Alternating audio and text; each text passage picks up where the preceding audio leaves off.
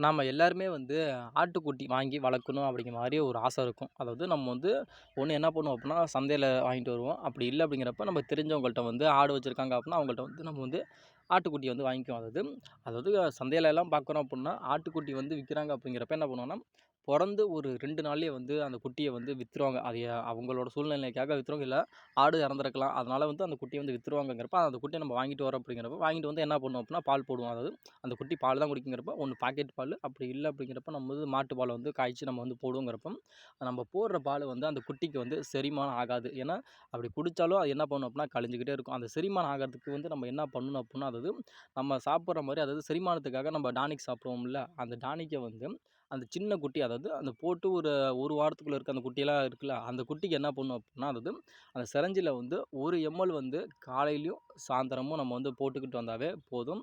அந்த குட்டி வந்து நார்மலா இருக்கும். அந்த குட்டி வந்து பால் போட்டாலும் கழியாது.